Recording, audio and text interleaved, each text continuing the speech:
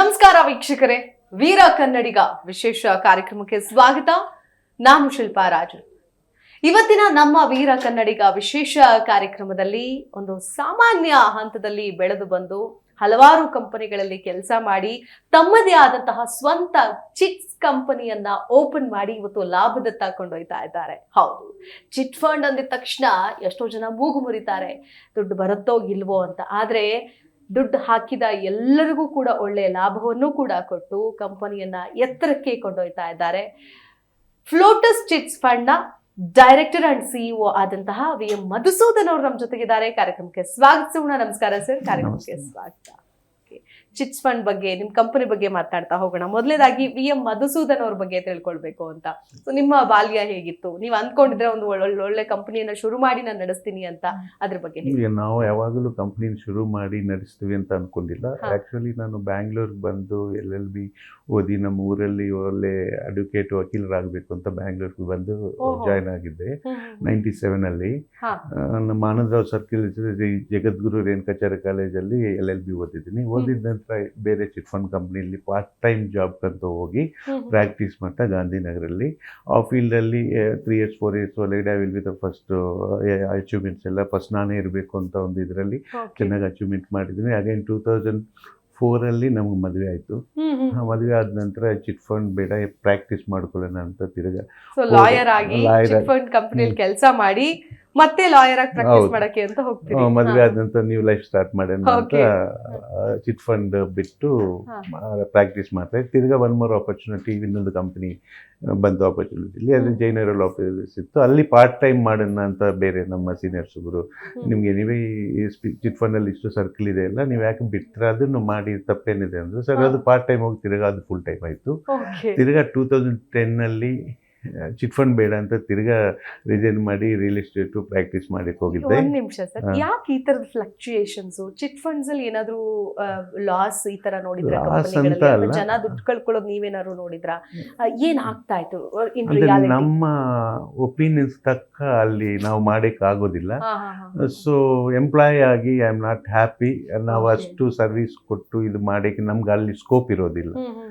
So ಬೇಡ ಅನ್ಕೊಳ್ಳೋದು, ಬಿಡೋದು, ನೀವು ಅನ್ಕೊಂಡಂತಹ ಐಡಿಯಾಗಳನ್ನ ಎಕ್ಸಿಕ್ಯೂಟ್ ಮಾಡಕ್ ಆಗ್ತಾ ಇಲ್ಲ. ಸೊ ಇನ್ನೊಂದು ಕಂಪನಿ ಯಾರು ಬರ್ತಾರೆ, ಸೋಕೆ ಅಲ್ಲಿ ನೀವು ಮಾಡ್ಬೋದಲ್ಲ ನಾವು ಅಂತ ಅಲ್ಲಿ ಟ್ರೈ ಮಾಡೋದು. ತಿರ್ಗಾ ಸೇಮ್ ಸಿಚುವೇಶನ್. ಅಲ್ಲಿಂದ ಆಚೆ ಬಂದು ತಿರ್ಗಾ ಪ್ರಾಕ್ಟೀಸ್ ಅದು ಮಾಡೋದು. ತಿರ್ಗಾ 2014 ಇನ್ನೊಂದು ಗ್ರೂಪ್ ಬಂತು. It is bigger company. Previous ನಾವೇನು ಕೆಲಸ ಮಾಡಿದ್ವಿ ಅದಕ್ಕಿಂತ ಬಿಗ್ಗರ್ ಕಂಪ್ನಿಲಿ ಜಾಯ್ನ್ ಆದೆ. ಅಲ್ಲಿ ಸೇಮ್ ಸಿಚುವೇಶನ್ ಫೇಸ್ ಆಯಿತು. ಸರಿ, ಇಷ್ಟು ವರ್ಷ ಎಕ್ಸ್ಪೀರಿಯನ್ಸ್ ಇದೆಲ್ಲ, ನಾವು ಯಾಕೆ ನಮ್ಮ ವ್ಯೂಸ್ ಸ್ವಂತಕ್ಕೆ ಇದು ಮಾಡಿಕೊಂಡು ಹಾಗೆ ಒಂದು ಡಿಫ್ರೆಂಟ್ ಆಗಿ ಚಿಟ್ ಫಂಡ್ ಅಂದರೆ ಒಂದು ಚೀಟಿ ಅನ್ನೋ ಆ ಭಾವನೆ ಏನಿದೆಯೋ ಅದನ್ನು ಚೇಂಜ್ ಮಾಡೋಕ್ಕೆ ನಾವೇ ಮಾಡಬೇಕು ಅಂತ ಉದ್ದೇಶದಿಂದ ಚಿಟ್ ಫಂಡ್ ಸಂಸ್ಥೆನೂ.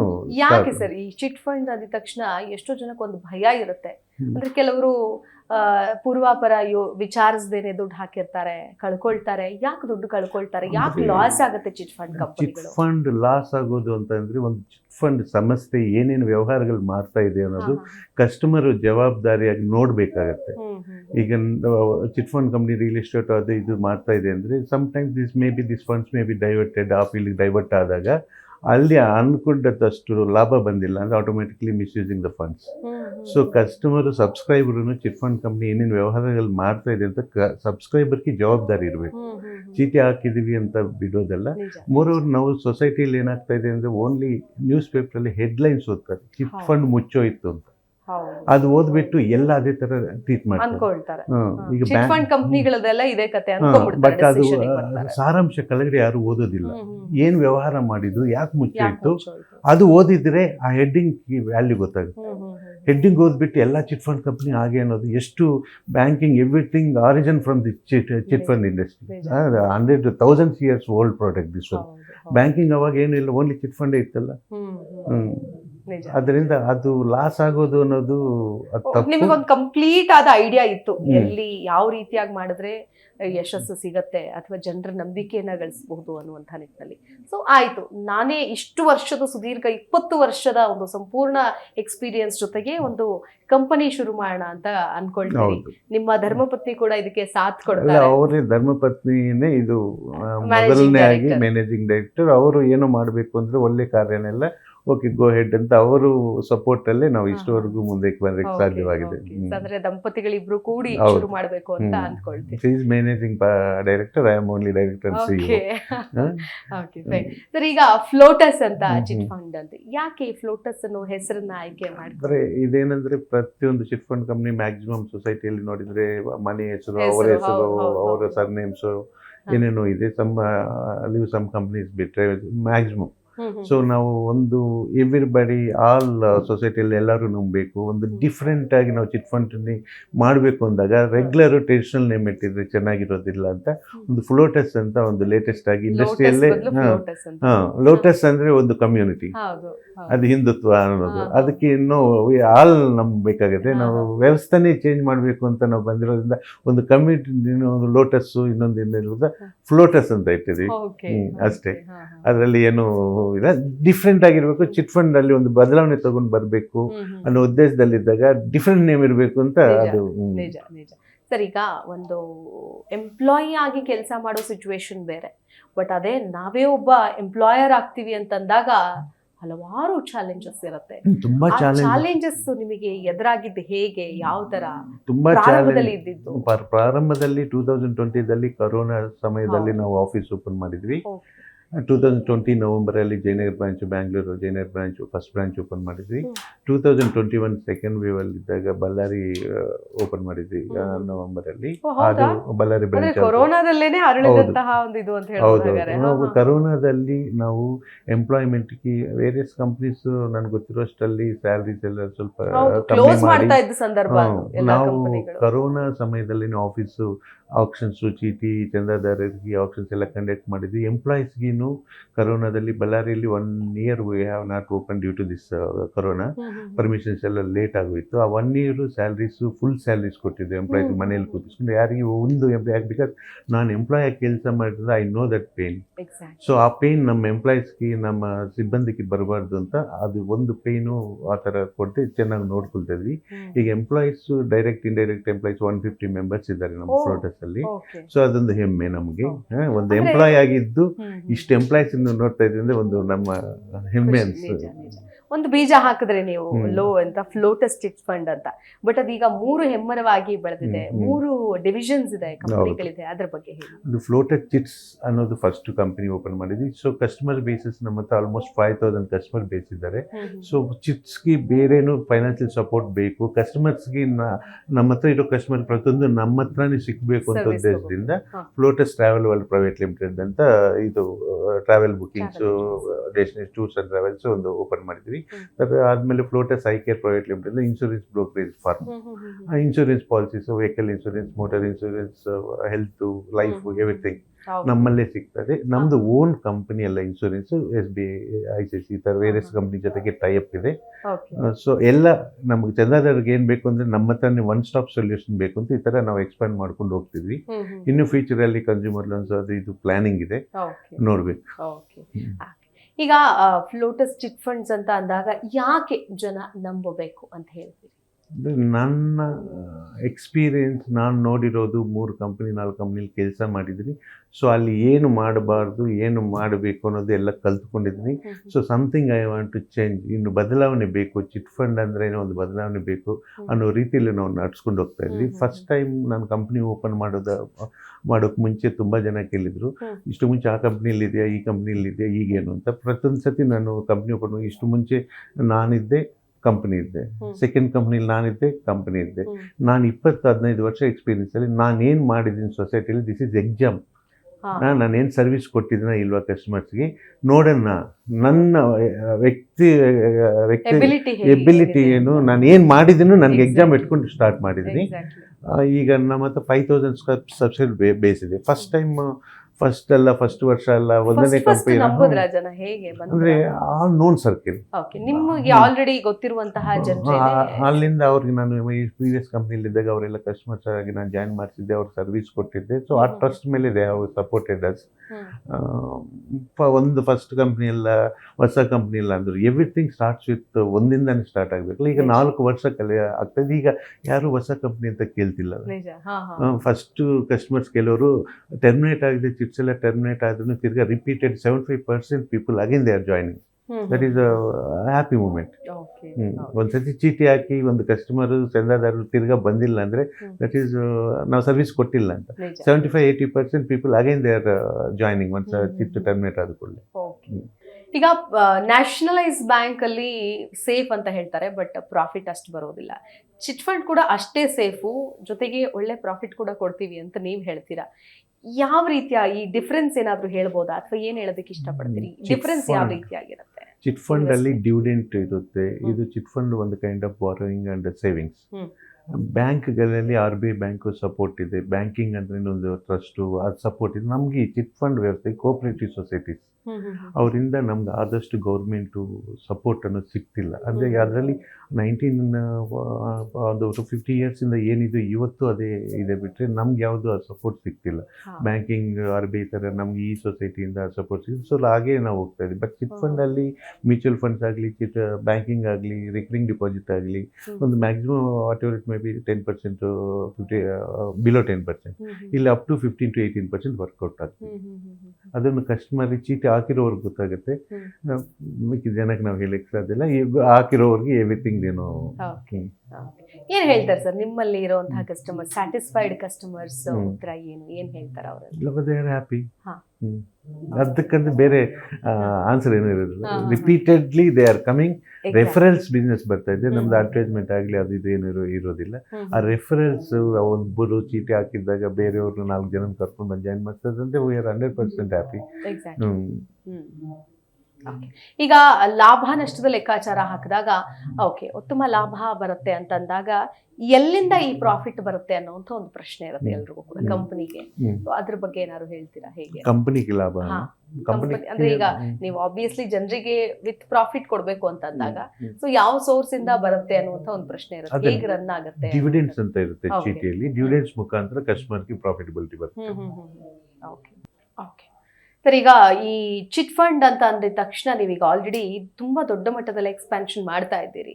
ಮುಂದಿನ ಫ್ಯೂಚರ್ ಪ್ಲಾನಿಂಗ್ ಎಷ್ಟು ಇಟ್ಕೊಂಡಿದ್ದೀರಿ? ಎಷ್ಟು ಎಂಪ್ಲಾಯೀಸು ಅಥವಾ ಎಷ್ಟು ದೊಡ್ಡ ಇದರಲ್ಲಿ ಬಜೆಟ್ ಅಲ್ಲಿ ತಗೊಂಡು ಹೋಗ್ಬೇಕು ಅಂತ? ಈಗ almost 150 members employees, direct employees ಕೆಲಸ ಮಾಡ್ತಿದ್ದಾರೆ. ಅದರ ಇಂಡೈರೆಕ್ಟ್ ಆಗಿ ಆಲ್ಮೋಸ್ಟ್ 250-300 ಫ್ಯಾಮಿಲೀಸ್ ಡಿಪೆಂಡೆಂಟ್ ಆಗಿದೆ. ಸೊ ಅದನ್ನು ನಾವು ಆಲ್ಮೋಸ್ಟ್ ನಮ್ಮ ಪ್ಲಾನಿಂಗ್ ನೆಕ್ಸ್ಟ್ 5 years ಒಳಗಡೆ 1000 families dependent near to 400-450 employment ಕೊಡಬೇಕು ಅಂತ ಉದ್ದೇಶದಲ್ಲಿ ನಾವು ಈಗ ಫ್ಲೋಟಸ್ ಪರಿವಾರ್ ಅನ್ನೋ ಒಂದು ಇದು ಮಾಡಬೇಕು ಅಂತ ಒಂದು ಪ್ಲಾನಿಂಗ್ ಇದೆ. ಈಗ next future branches next Raichur plan ಮಾಡ್ತಿದ್ವಿ, ಹಾಗೆ ದಾವಣಗೆರೆ, ಕೋಲಾರ ಪ್ಲಾನಿಂಗ್ ಅಲ್ಲಿದ್ವಿ. ಇನ್ನು ನೆಕ್ಸ್ಟ್ 2-3 years ಒಳಗಡೆ ಇದನ್ನು ಸಹಕಾರ ಮಾಡಿಕೊಂಡು ಈಗ 150ಇಂದ ಎಂಪ್ಲಾಯ್ಮೆಂಟ್ ಬೇಸ್ 250ವರೆಗೂ ರೀಚ್ ಆಗುತ್ತೆ. ನೆಕ್ಸ್ಟ್ 2 years ಒಳಗಡೆ 250 ಎಂಪ್ಲಾಯ್ಸ್ ಕಂಪ್ನಿಯಲ್ಲಿ ಇರ್ತಾರೆ, all verticals.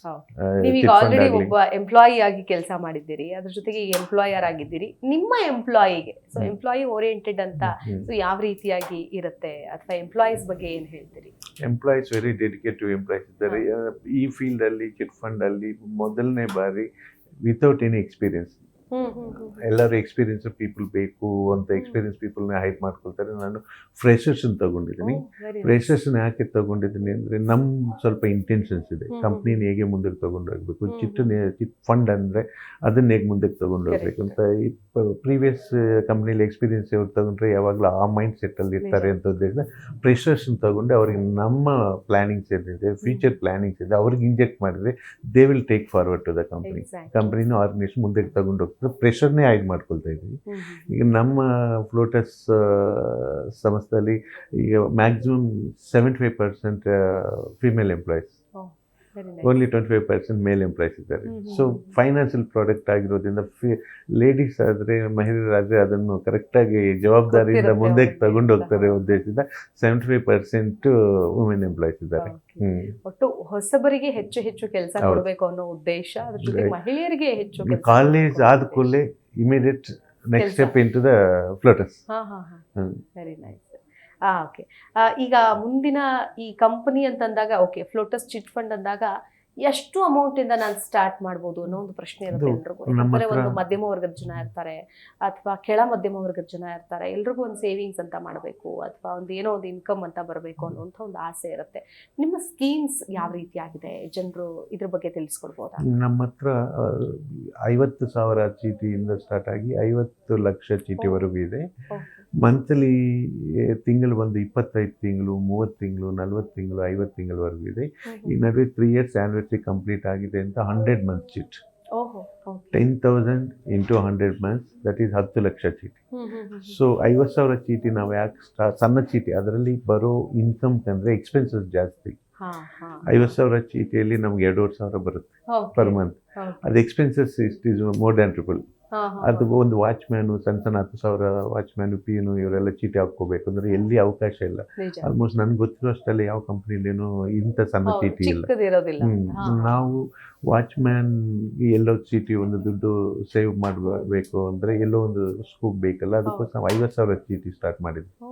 Comparatively when U C bigger cities ಅಂದರೆ ಸ್ಮಾಲ್ ಸಿಟೀಸಲ್ಲಿ 100% ಕಲೆಕ್ಷನ್ ರಿಕವರಿ 100% ಇರುತ್ತೆ. ಜೆನ್ಯೂನಿಟಿ ಕಂಪ್ಲೀಟ್ ಆಗಿ 100% ಇರುತ್ತೆ, ಬಟ್ ಅದ್ರ ಜೊತೆಗೆ ಲಾಭ ಕಡಿಮೆ ಇರುತ್ತೆ. ಬಟ್ ಅವರನ್ನು ಉದ್ದೇಶ ಇಟ್ಕೊಂಡು ಸಹಾಯ ಆಗ್ಲಿ ಅನ್ನೋ ನಿಟ್ಟಿನಲ್ಲಿ ಇದನ್ನ ಮಾಡಿದ್ದೀರಿ. ಈಗ ಸ್ಮಾಲ್ ವಾಚ್ಮ್ಯಾನ್ಗೆ ಸ್ಕೋಪ್ ಮಿಲಿಯನಿಯರ್ ಆಗೋವರೆಗೂ ಚಾನ್ಸ್ ಇರುತ್ತೆ. ಒಂದು ಕ್ರೋರ್ಪತಿಗೆ ಇನ್ನೊಂದು ಕ್ರೋರ್ಪತಿ ಆಗ್ಬೋದು. ವಾಚ್ಮ್ಯಾನ್ ಇಲ್ಲಿರೋರ್ಗು ಒಂದು 50,000 ಚೀಟಿ ಹಾಕೊಂಡು ನಾವು ಪಾಸ್ಬುಕ್ ಇಶ್ಯೂ ಮಾಡ್ತೀವಿ. They have paid only 1 instalment. But face value ಅಲ್ಲಿ 50,000 ಕಾಣ್ತದಲ್ಲ, ದಟ್ ಅವರು ಖುಷಿ ಪಡ್ತಾರೆ. ನಿಜ ನಿಜ, ಯಾಕಂದ್ರೆ ಅವರೇ ಕೂಡ್ಸಿಡ್ಬೇಕು ಅಂತಂದ್ರೆ ಆಗೋದಿಲ್ಲ, ಯಾವ್ದಾರು ಕಾರಣಕ್ಕೆ ಖರ್ಚು ಮಾಡ್ತಾರೆ. ಓಕೆ, ಸ್ಕೀಮ್ ಬೆನಿಫಿಟ್ ಅಂದ್ರೆ ಎಷ್ಟನೇ ತಿಂಗಳಲ್ಲಿ ಅಥವಾ ಯಾವ ರೀತಿಯಾಗಿ ಅವ್ರು ತಗೊಳ್ಬಹುದು, ಅಥವಾ ಕಂಪ್ಲೀಟ್ ಆದ್ಮೇಲನಾ ಅಥವಾ ಹೇಗೆ ಅಂತ? ಇಲ್ಲ, ಸೆಕೆಂಡ್ ಮಂತ್ ಇಂದಾನೆ ಜನರು ಆಪ್ಷನಲ್ ಪಾರ್ಟಿಸಿಪೇಟ್ ಮಾಡಿಬಿಟ್ಟು ಚೀಟಿಯಲ್ಲಿ ಕೂಗಿ ತಗೋಬಹುದು. ಇದು ಪ್ರೈವೇಟ್ ಚೀಟಿ ಆಫೀಸಲ್ಲೇ ಪಬ್ಲಿಕ್ ಮುಂದೆನೆ ಕಸ್ಟಮರ್ಸ್ ಮುಂದೆನೆ ಆಗುತ್ತೆ. ಸೊ ಚೀಟಿಗೆ ಕಸ್ಟಮರ್ಸ್ ಎಂದಾರು ಬರ್ಬೋದು, ಅವರು ಪ್ರತ್ಯಕ್ಷವಾಗಿ ನೋಡು ಪಾರ್ಟಿಸಿಪೇಟ್ ಮಾಡಿ ತಗೋಬಹುದು. Second Saturday of every month ಚೀಟಿಗಳು ನಾವು ಆಕ್ಷನ್ಸ್ ಕಂಡಕ್ಟ್ ಮಾಡ್ತೀವಿ. ಚೀಟಿ ಹೇಗೆ ಅಂದರೆ ಡಿಪೆಂಡ್ ಅಪಾನ್ ಲೈಬಿಲಿಟಿ. ಈಗ 5 ತಿಂಗಳಾಗಿದೆ ತಗೊಂಡು 20 ತಿಂಗಳು ತಗೋಬೇಕು. ಸಮ್ ಶೂರಿಟಿ ಮಿನಿಮಮ್ ಪ್ರೊಸೀಜರ್ಸ್ ಇರುತ್ತೆ. ಪ್ರೊಸೀಜರ್ಸ್ ಕಂಪ್ಲೀಟ್ ಮಾಡಿ within after documentation maximum 30 days ಒಳಗಡೆ ನಾವು ಈಗ ಪೇಮೆಂಟ್ ಕೊಡ್ತೀವಿ. Minimum 5 days to maximum 30 days, depend upon ಚೀಟಿ ವ್ಯಾಲ್ಯೂ. ಆಫರ್ಸ್ ಈ ತರದ್ದು ಏನಾದ್ರು ಯಾರಿಗಾದ್ರೂ ವಿಶೇಷವಾಗಿ ಅಂತೇಳಿ ಏನಾದ್ರು ಕನ್ಸೆಷನ್ಸ್ ಈ ತರದ್ದು ಏನಾದ್ರು ಕನ್ಸೆಷನ್ ಏನು ಇರೋದಿಲ್ಲ. ಆಕ್ಚುಲಿ ಪಾರ್ಲಿಮೆಂಟ್ ಅಮೆಂಡ್ಮೆಂಟ್ ಮಾಡಿದ್ದಾರೆ 7% ಫೋರ್ಮೆನ್ ಕಮಿಷನ್ ಅಂತ. ಬಟ್ ನಾವು 1980s ಇಂದಾನು ಅದು 5% ಇದೆ. ಆ 5% ಅಲ್ಲೇ ನಾವು ಕಂಪನಿಗಳು ಆಲ್ಮೋಸ್ಟ್ ಮುಂದುವರಿಸ್ತಾ ಇದ್ದೀವಿ. ಕಂಪನಿ ಪ್ಲಾನಿಂಗ್ ಅಂತ ಅಂದಿದ್ದನ್ನು ಹೇಳಿದ್ರಿ ನೀವು. ಅದ್ರ ಜೊತೆಗೆ ಈಗ ಚಿಕ್ಕೋರಿಂದ ಹಿಡಿದು ಎಲ್ಲಾ ವರ್ಗದ ಜನರನ್ನು ಕೂಡ ತಲುಪುವಂತಹ ಪ್ರಯತ್ನ ಅಂತ ಹೇಳಿದ್ವಿ. ಯಾವ ವರ್ಗದ ಜನ ನಿಮ್ಮ ಹತ್ರ ಹೆಚ್ಚು ಬರ್ತಾರೆ, ಯಾವ ಚೀಟಿಗಳು ಹೆಚ್ಚು ನಡೆಯುತ್ತೆ? Maximum employment circle employees, small employees, watchman ಇಂದ ಹಿಡಿದು ಅಪ್ ಟು ಎಕ್ಸಿಕ್ಯೂಟಿವ್ ಲೆವೆಲ್ವರೆಗೆ ಆಲ್ 60% ಆಫ್ ಎಂಪ್ಲಾಯ್ ಸರ್ಕಲ್ ಇದೆ ನಮ್ಮ ಹತ್ರ. ಈಗ 40% ಬಿಸ್ನೆಸ್ ಸರ್ಕಲ್ ಕಸ್ಟಮರ್ಸ್ ಇದ್ದಾರೆ. ಸೊ ಅಂದ್ರೆ ಈಗ ಅವ್ರು ಮುಗಿಸಿದ ತಕ್ಷಣ ಮತ್ತೆ ಅದೇ ಸರ್ಕಲ್ ಕಂಟಿನ್ಯೂ ಮಾಡ್ತಾರೆ. ಅದೇ ಸರ್ಕಲ್ +1 ರೆಫರೆನ್ಸ್ ಆಟೋಮ್ಯಾಟಿಕ್ +1 ಬರ್ತಾ ಇದೆ. +1 2 ಅಂದ್ರೆ ಅವ್ರು ಕರ್ಕೊಂಡು ಬರ್ತಾರೆ. ಮಂತ್ಲಿ 300-350 ಕಸ್ಟಮರ್ಸ್ ಎನ್ರೋಲಿಂಗ್ ಇನ್ 2 ಬ್ರಾಂಚಸ್. ಯಾವಾಗ್ಲೂ ಇಂತಹ ಬಿಸ್ನೆಸ್ ಅಲ್ಲಿ ವ್ಯವಹಾರದಲ್ಲಿ ನಂಬಿಕೆ ಅನ್ನೋದು ಬಹಳ ಇಂಪಾರ್ಟೆಂಟ್. ಈಗಾಗಲೇ ನಂಬಿಕೆಗೆ ಪಿಲ್ಲರ್ ರೀತಿಯಾಗಿ ನೀವಿಬ್ರು ಕೂಡ ಗಂಡ ಹೆಂಡತಿ ಇಬ್ರು ಕೂಡ ಕೆಲಸ ಮಾಡ್ತಾ ಇದ್ದೀರಿ. ಸೊ ನಿಮ್ಮ ಇಬ್ಬರ ಒಂದು ಕೋಆರ್ಡಿನೇಷನ್ ಅಥವಾ ಈ ಕಾಂಬಿನೇಷನ್ ಹೇಗೆ ನಡೀತಾ ಇದೆ ಅದ್ರ ಬಗ್ಗೆ? ನಮ್ಮ ಕೋಆರ್ಡಿನೇಷನ್ ಅಂದ್ರೆ ಅವರು ಸಪೋರ್ಟ್ ಅನ್ನೋದು ಮನೆಯೆಲ್ಲ ಜವಾಬ್ದಾರಿ ಅವ್ರು ತಗೊಳ್ತಾ ಇರೋದ್ರಿಂದ ಮಾರ್ನಿಂಗ್ 7-8 o'clock ನಾನು ಬಂದ್ಬಿಟ್ರೆ ಈವ್ನಿಂಗ್ 9-9:30 ಆಗುತ್ತೆ. ಔಟ್ ಸ್ಟೇಷನ್ ಹೋಗ್ತಾ ಇರ್ತೀವಿ. So she is taking care of the office ಬ್ಯಾಂಗ್ಳೂರಲ್ಲಿ ಆಗಲಿ ಇಲ್ಲಿ ಫ್ಯಾಮಿಲಿ ಆಗಲಿ, she is there. So I planning to expand the branches all over Karnataka. ಈಗ ನಿಮ್ಮ ಮುಂದಿನ planning all over Karnataka branches ಮಾಡಬೇಕು ಅನ್ನೋದಿದೆ. ಹೌದು. ಸೊ ಯಾವ ರೀತಿಯಾಗಿ ಎಕ್ಸಿಕ್ಯೂಟ್ ಮಾಡೋದಕ್ಕೆ ಅದನ್ನ ಆಲ್ರೆಡಿ ಶುರು ಮಾಡಿದ್ದೀರಾ ಅಥವಾ ಯಾವಾಗ? ಪ್ರೆಷರ್ಸ್ನೇ ತಗೊಂಡು ಟ್ರೈನಿಂಗ್ ಕೊಡ್ತಾ ಇದ್ವಿ. ಓಕೆ. ಸೊ ನೋಡ್ಬೇಕು, ಇಲ್ಲ ಬ್ರಾಂಚಸ್ ಅಂತೂ ಎಕ್ಸ್ಪೆನ್ಷನ್ ಅಂತೂ ಮಾಡ್ತೀವಿ. Next Raichur, Davanagere next immediate planning ಇದೆ. ಆಮೇಲೆ ಕೋಲಾರ ಇದೆ. ಇದ್ರ ಜೊತೆಗೆ ಬೇರೆ ಇನ್ನು ಬಿಸ್ನೆಸ್ ಎಕ್ಸ್ಪಾನ್ಷನ್ ಅನ್ನೋದೇನಾದ್ರು ಇದೆಯಾ ಸರ್? ಈಗ ಆಲ್ರೆಡಿ ಇನ್ಶೂರೆನ್ಸ್ ಇದೆ, ಕೇರ್ ಇದೆ, ಈ ತರ ಇದ್ರ ಜೊತೆಗೆ ಇನ್ನು ಬೇರೆ ಯಾವ್ದಾದ್ರು ಕನ್ಸ್ಯೂಮರ್ ಲೋನ್ಸ್ ಅದು ಇದು ಪ್ಲಾನಿಂಗ್ ಅಲ್ಲಿ ಇದೆ, ನೋಡ್ಬೇಕು. ಓಕೆ ಸರ್, ಈಗ ಸದ್ಯಕ್ಕೆ ಎಷ್ಟು ಗ್ರೂಪ್ಸ್ ರನ್ ಮಾಡ್ತಾ ಇದ್ದೀರಾ? ಈಗ ಜಯನಗರ, ಬಳ್ಳಾರಿಯಲ್ಲಿ ಸೇರಿ 75 ಗ್ರೂಪ್ಸ್ ವರೆಗೂ ಈಗ ರನ್ ಆಗ್ತಾ ಇದೆ. ಆಲ್ರೆಡಿ ಟರ್ಮಿನೇಟ್ ಬಂದು 20 ಗ್ರೂಪ್ಸ್ ಟರ್ಮಿನೇಟ್ ಆಗಿದೆ. 25 ಮಂತ್ಸ್ ಕಂಪ್ನಿ ಸ್ಟಾರ್ಟ್ ಆಗೋದ್ರಿಂದ ಈಗ 75 ಗ್ರೂಪ್ಸ್ ವರ್ಗಿದೆ. ಓಕೆ. ಸೊ ಈಗ ಆಕ್ಷನ್ ಟರ್ನ್ ಓವರ್ ಯಾವ ಮಟ್ಟಕ್ಕಿದೆ? ಈಗ 2 ಬ್ರಾಂಚ್ ಸೇರಿ 3 ವರ್ಷ ಕಂಪ್ಲೀಟ್ ಆಗಿ ನವೆಂಬರ್ಗೆ 4th year going to be complete. ಈಗ 4.75 lakhs monthly auction turnover ಇದೆ 2 ಬ್ರಾಂಚ್ ಅಲ್ಲಿ ಸೇರಿ. ಓಕೆ. ಅಂದ್ರೆ ಈ ಪ್ರತಿ ವರ್ಷ ಇಂಪ್ರೂವ್ಮೆಂಟ್ ಅಲ್ಲೇ ಇದೀರಿ ಅಂತ? ಇಂಪ್ರೂವ್ಮೆಂಟ್ ಟರ್ಮಿನೇಟ್ ಆಗ್ತಾ ಇರುತ್ತೆ. ಇಷ್ಟುವರೆಗೂ ಟರ್ಮಿನೇಟ್ ಆಗೋ ಟೈಮ್ಗೆ ನಾವು ಪ್ಲಸ್ ಅಲ್ಲೇ ಇದು ಬಿಟ್ಟರೆ ಲಾಸ್ಟ್ ಫಿಗರ್ ಯಾವಾಗಲೂ ಕಡಿಮೆ ಹೋಗಿಲ್ಲ. ನೆಕ್ಸ್ಟ್ 3 months ಅಲ್ಲಿ ಇಷ್ಟು ಟರ್ಮಿನೇಟ್ ಆಗ್ತಾ ಇದೆ ಅಂದ್ರೆ ಅಷ್ಟು ಡಬಲ್ ನಾವು ಅಚೀವ್ಮೆಂಟ್ ಮಾಡಿ ಇಟ್ಕೊಂಡಿರ್ತೀವಿ. ಓಕೆ. ಹೊಸ ಈಗ ಚಿಟ್ಸಲ್ಲೇನೆ ಹೊಸ ಪ್ಲಾನ್ಸ್ ಅಥವಾ ಹೊಸ ಯೋಜನೆಗಳು ಅಥವಾ ಈ ತರದ್ ಏನಾದ್ರು ಇದೆಯಾ ಸರ್? ಸ್ಪೆಷಲ್ ಸ್ಕೀಮ್ ಅಂತ ಯಾವ್ದಿದೆ ನಿಮ್ಮ ಫ್ಲೋಟಸ್ ಅಲ್ಲಿ? ಸ್ಪೆಷಲ್ ಏನೋ ಚಿಟ್ ಫಂಡ್ಸ್ ಅಲ್ಲಿ ಸ್ಪೆಷಲ್ ಸ್ಕೀಮ್ಸ್ ಏನಿರೋದಿಲ್ಲ. ಗೋಲ್ಡ್ ಶಾಪ್ಸ್ ಅಲ್ಲಿ ಇಲ್ಲಿ ಇದ್ದಂಗೆ ಚಿಟ್ ಫಂಡ್ ಅಲ್ಲಿ only schemes, chit series, chits ಏನಿದೆಯೋ ಅಷ್ಟಿರುತ್ತೆ. ಅದ್ರಲ್ಲಿ ಸ್ಪೆಷಲ್ ಸ್ಕೀಮ್ಸ್ ಅನ್ನೋದು ಏನೂ ಇರೋದಿಲ್ಲ. ನಮ್ಮ ಹತ್ರ ಸ್ಪೆಷಲ್ ಸ್ಕೀಮ್ ಅಂದ್ರೆ 50,000 chit, 1 lakh chit, below middle class, lower class, ಅದೇ ನಮ್ಮ ಹತ್ರ ಸ್ಪೆಷಲ್. 50,000 1 lakh ಚಿಟ್ ಏನಿದೆ ಅದೇ ಸ್ಪೆಷಲ್. ಈಗ ನಾನು ಇಷ್ಟು ಮುಂಚೆ ಪ್ರೀವಿಯಸ್ ಕಂಪ್ನಿಲಿ ಕೆಲಸ ಮಾಡುವಾಗ there was 25,000 chit, 500 rupees 50 months. ನಾವು ಅದೇ ಕಸ್ಟಮರ್ ನನ್ನ ಹತ್ರ 1 ಲಕ್ಷ ಮಂತ್ಲಿ EMI ಕಟ್ತಿದ್ದಾರೆ. ಯೂಸ್ ಟು ಪೇ ಇನ್ 2001 ಅಲ್ಲಿ 500 rupees. ಆವಾಗ ಅವ್ರ ಕೆಪಾಸಿಟಿ 500 rupees. ಈಗ 1 lakh ಆ ಕಸ್ಟಮರ್, ನಾನು ಆವಾಗ ಸರ್ವಿಸ್ ಕೊಟ್ಟಿದ್ದ ಕಸ್ಟಮರ್ ಈಗ ನಮ್ಮ ಫ್ಲೋಟಸ್ ಸಂಸ್ಥೆಯಲ್ಲಿ 1 ಲಕ್ಷ ಮಂತ್ಲಿ ಮಾಸಿಕ ಚಂದಾದಾರರಾಗಿ ಮಂತ್ಲಿ ಅಷ್ಟು ಪೇ ಮಾಡಿರ್ತಿದ್ದಾರೆ. ಅಂದರೆ ಇದೆ ಸ್ಕೋಪ್. ನಿಜ ನಿಜ ಸರ್. ಈಗ ಹೆಂಗೆ ಚೀಟಿ ಹಾಕೋರ್ಗೂ ಒಂದು ಭಯ ಇರುತ್ತೋ, ಒಂದು ನಂಬಿಕೆ ಬೇಕು ಅಂತಾರೋ, ಹಂಗೇನೆ ಕಂಪ್ನಿ ನಡೆಸೋರ್ಗೂ ಕೂಡ ರಿಕವರಿ ಅನ್ನೋದು ಒಂದು ದೊಡ್ಡ ಚಾಲೆಂಜ್. ಹೌದು. ಬಿಕಾಸ್ 100% ನೋಡಕ್ಕಾಗಲ್ಲ, ಅದು ಇಟ್ಸ್ ಅ ಚಾಲೆಂಜಿಂಗ್ ಜಾಬ್. ಹೌದು, ಒಂದು ಪ್ರಾರಂಭದಲ್ಲಿ ಎಲ್ಲವೂ ಸರಿ ಇರುತ್ತೆ. ಯಾಕಂದ್ರೆ ದುಡ್ಡಿನ ವಿಷಯ ಅಂತ ಬಂದಾಗ ಯಾವಾಗ ಎಲ್ಲಿ ಏನಾಗುತ್ತೆ ಅಂತ ಹೇಳಕ್ಕಾಗಲ್ಲ. ಯಾಕಂದ್ರೆ ರಿಕವರಿ ಆಗಿಲ್ಲ ಅಂದ್ರೆ ಮತ್ತೊಬ್ಬರಿಗೆ ಅಲ್ಲಿ ತೊಂದರೆ ಆಗೋ ಚಾನ್ಸಸ್ ಇರುತ್ತೆ. ಇದನ್ನ ಹೇಗೆ ಮ್ಯಾನೇಜ್? ಫೈನಾನ್ಷಿಯಲ್ ಪ್ರಾಡಕ್ಟ್ ಅಂದ್ರೆ ಅದು ಕಂಪಲ್ಸರಿ ಇದ್ದೇ ಇರುತ್ತೆ. ಅದರಲ್ಲಿ ನಾವು ಅವಾಯ್ಡ್ ಮಾಡೋಕ್ಕಾಗೋದಿಲ್ಲ. Out of 110 members automatically due to fraud, cheaters ಯಾರು ಇರೋದಿಲ್ಲ. ಚೀಟಿಂಗ್ ಮಾಡಬೇಕು, ಫ್ರಾಡ್ ಮಾಡಬೇಕು ಅನ್ನೋರು ಯಾರು ಬರೋದಿಲ್ಲ. Situations change. ಅದು ಆಲ್ಮೋಸ್ಟ್ ನಾವು ಈಗ 4 ವರ್ಷದಲ್ಲಿ ಆ ಥರ ಪ್ರಾಬ್ಲಮ್ಸ್ ಏನು ನಾವು ಬಂದಿಲ್ಲ. So everybody happy. ಒಂದು ಡಾಕ್ಟರು, ಒಂದು ಲಾಯರು ಏನು ಪ್ರಾರ್ಥನೆ ಮಾಡ್ತಾರೆ, ನಾವೇನು ಪ್ರಾರ್ಥನೆ ಮಾಡ್ತೀವಿ. I cannot say in the open forum. ಯಾಕಂದ್ರೆ ಬರೀ ನಂಬಿಕೆಯಿಂದ ನಡೆಯುವಂತ ಕೆಲಸ ಇದು. ಕೊಲ್ಯಾಟ್ರಲ್ ಏನಾದ್ರು ಇರುತ್ತೆ ಸರ್? ಇಲ್ಲ, ಕೊಲೆಟ್ರಲ್ ತಗೊಳ್ತೀವಿ. 40 ಲಕ್ಷ 50 ಲಕ್ಷಕ್ಕೆ ಕೊಲೆಟ್ರಲ್ ತಗೊಳ್ತಾ ಇದ್ದೀವಿ. ಬಟ್ 20 years ಇಂದ ಅನ್ನೋನ್ ಸರ್ಕಲ್ ಇರೋದ್ರಿಂದ almost V have not taken an estimate. ಎಲ್ಲ ಓಲ್ಡ್ ಸಬ್ಸ್ಕ್ರೈಬರ್ಸ್ 20 years ಇಂದ ಇರೋರೇ 50 to 60% ಇದ್ದಾರೆ. ಈ ಲಾಸ್ಟ್ 2 years ಇಂದ new people coming and joining. Sir, ಈಗ ಓಕೆ, ಅಂತಿಮವಾಗಿ ನಿಮ್ಮ ಕಂಪನಿ ಬಗ್ಗೆ, ನಿಮ್ಮ ಫ್ಯೂಚರ್ ಬಗ್ಗೆ ನೀವೇನು ಅಂದ್ಕೊಂಡಿದ್ದೀರಿ, ನಿಮ್ಮ ಉದ್ದೇಶ ಏನಿದೆ, ಅದರ ಬಗ್ಗೆ ನಮ್ಮ ಕಾರ್ಯಕ್ರಮದ ಮೂಲಕ ಏನು ಹೇಳೋದಕ್ಕೆ ಇಷ್ಟ? ಇಲ್ಲ, ಥ್ಯಾಂಕ್ ಯು ಜಿ ಕನ್ನಡ.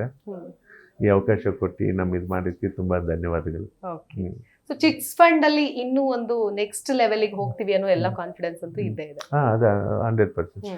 ನಾವು ಚಿಟ್ ಫಂಡ್ ಸ್ಟಾರ್ಟ್ ಮಾಡೋಕೆ ಮುಂಚೆನೇ ಇದೆಲ್ಲ ಪ್ಲಾನ್ ಮಾಡಿಕೊಂಡು ನಾವು ಚಿಟ್ ಫಂಡ್ ಸ್ಟಾರ್ಟ್ ಮಾಡಿದ್ವಿ. Okay, yes sir, all the very best. ನಿಮಗೆ ಇದೇ ರೀತಿಯಾಗಿ ಮುಂದುವರಿಲಿ ನಿಮ್ಮ ಈ ಜರ್ನಿ.